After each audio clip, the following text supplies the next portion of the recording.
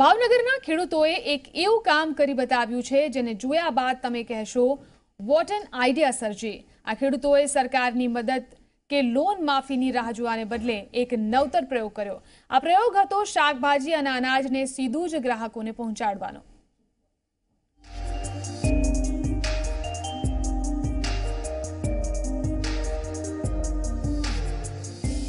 ભાવનગરના ખેડૂતોનો અનોખો પ્રયાસ, ખેતીને બનાવી લાભનો સોદો।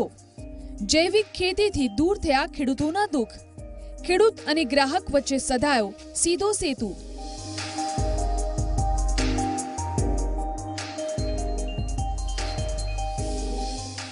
ઓછો વરસાદ અને કૃષિ ઉત્પાદકોના ઓછા ભાવથી આર્થિક નુકસાની થતા દેશના ખેડૂતો આપઘાત કરી રહ્યા છે। આવા સમયે ભાવનગર જિલ્લાના 30 ગામના 50 ખેડૂતોએ એવો વિકલ્પ શોધી કાઢ્યો છે જે કાબિલે દાદ છે।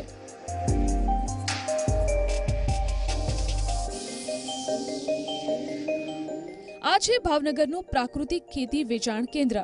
અહીંયા તમને મળશે ઓર્ગેનિક શાકભાજી અને અનાજ, તે પણ વ્યાજબી ભાવે।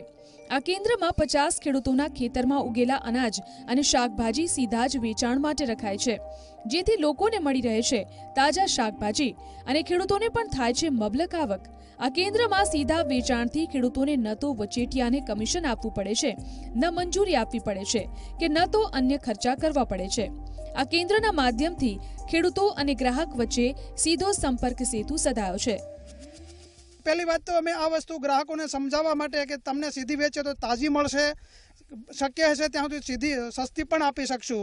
अने ए करवा माटे शुं करवुं जोईए तो टेक्नोलॉजीना युगमां अमे एक व्हाट्सएप ग्रुप बनाव्युं अने खेडूतो जे पकवे छे ई अने ग्राहकोने जे जरूरियात छे एनो तालमेल ऊभो करवा माटे व्हाट्सएप ग्रुपमां डिमांड जनरेट करी। खेडूतोने जे मार्केट में चालू मार्केट में कोई पण जातनो पाक पहोंचाडता त्यारे वचेटियाओ जेम के दलालो पोतानी दलाली खाईने पछी अमने पोताने जे भाव आपता था ए करता अमे डायरेक्ट अत्यारे जे मार्केट करीए छे एमां खूब ज सफलता मळी रही छे।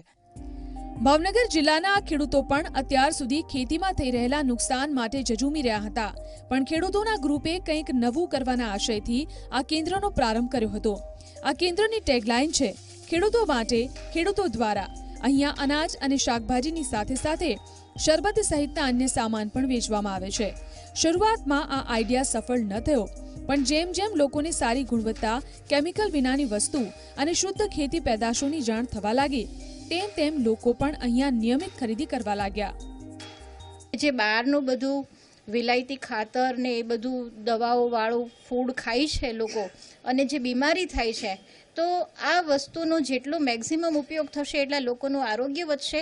રસોડામાં જો આપણને ખેડૂતો દ્વારા તાજા શાકભાજી મળતા હોય, જેના લીધે આપણને રસોઈમાં પણ ફાયદો પડે છે, જલ્દી ચડી જાય છે। અને જે નાના હોય ત્યારે જે પ્રાકૃતિક વસ્તુઓનો સ્વાદ માણવા મળતો હતો એ આજે આ ખેડૂતોના પ્રયાસના કારણે ફરીવાર ઓર્ગેનિક્સ ખેતીથી મળે છે। જૈવિક ખેતી કરનારા 50 ખેડૂતોના આ ગ્રુપે દેશના અન્ય ખેડૂતોને એક દ્રષ્ટાંત પૂરું પાડ્યું છે। આ ખેડૂતોનું અભિયાન એ વાતની સાબિતી છે કે સરકારની આર્થિક સહાય દેવા માફી પર નિર્ભર ન રહેતા જો કંઈક યુનિક કરવામાં આવે તો ખેતી લાભનો સોદો પણ સાબિત થઈ શકે છે। 2006 થી આજ સુધીમાં એટલે કે છેલ્લા 10 વર્ષમાં 3 મોટા ઓર્ગેનિક ખાતરોમાંથી બનાવેલી ચીજ વસ્તુઓના મેળાઓ પણ કરવામાં આવ્યા છે અને તેના દ્વારા લોકોને અવેરનેસ અને જાગૃતતા પણ આપવામાં આવી છે। ત્યારે ચોક્કસ કહી શકાય કે આ પ્રયોગ છે તે કાંઈક ને કાંઈક જ્યારે સફળ થશે ત્યારે ખેડૂત છે તે પોતે પોતાની મહેનતથી જે ધાન, જે ફળફળાદીને જે શાક છે તેનો ફાલ લીધો હશે, તેનો પાક લીધો હશે, તેમાં તેને પૂરતું વળતર મળશે। નીતિન ગોયલ, ઝી મીડિયા, ભાવનગર। તો આપ જોઈ રહ્યા હતા નૂન ટાઈમ ન્યૂઝ। વધુ સમાચારો સાથે અમારા સહયોગી મિથુન આપની સાથે જોડાશે। આપ જોતા રહો ઝી 24।